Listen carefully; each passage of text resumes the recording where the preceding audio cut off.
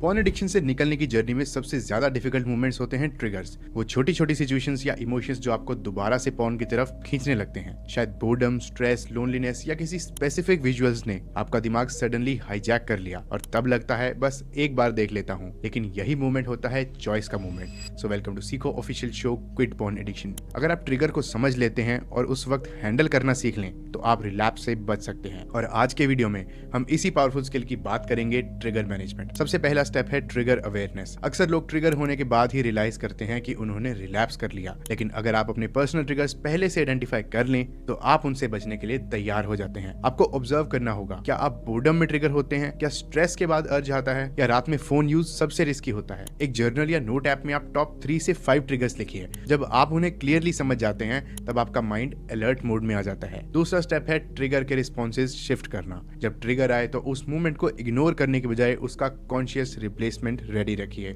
जैसे ही अर्ज आए आप इमीडिएटली 10 पुशअप्स कर सकते हैं, कोल्ड वाटर स्प्लैश ले सकते हैं, वॉक पर निकल जाइए या किसी दोस्त को कॉल कर लीजिए। आपका गोल होना चाहिए मोमेंट चेंज करना, जगह चेंज करना या स्टेट चेंज करना। अगर आप 10 से 15 मिनट उस अर्ज को डाइवर्ट कर लेते हैं तो क्रेविंग नेचुरली कम हो जाती है। तीसरा स्टेप है इमोशनल ट्रिगर्स के साथ दोस्ती करना। कई बार ट्रिगर्स एक्सटर्नल नहीं इंटरनल होते हैं, जैसे गिल्ट, रिजेक्शन या इमोशनल एम्प्टीनेस। इन फीलिंग से भाग के आप पॉर्न का सहारा लेते हैं, लेकिन जब आप इन इमोशंस को लिखने लगते हैं या सिर्फ उन्हें ऑब्जर्व करते हैं विदाउट रिएक्टिंग तो उनका कंट्रोल आप पर कम होने लगता है। मेडिटेशन और जर्नलिंग यहाँ बहुत हेल्प करती है। चौथा स्टेप है प्रिवेंशन रूटीन बनाना। ट्रिगर तभी अटैक करते हैं जब आपका दिमाग एम्प्टी, डिस्ट्रैक्टेड या इमोशनली लो होता है। अगर आप अपने रूटीन ऑलरेडी पॉजिटिव एक्टिविटीज से फिल करते हो, जैसे morning workout, daily planning, reading या माइंडफुल ब्रेक्स, तो ट्रिगर्स के लिए स्पेस ही नहीं बचता। जब आपका माइंड बिजी और फोकस्ड होता है तो टेम्पटेशन की पावर नेचुरली वीक हो जाती है। और सबसे इंपॉर्टेंट, रिलैप्स को एंड नहीं फीडबैक समझिए। अगर कभी स्लिप भी हो जाए तो खुद से नाराज मत होइए,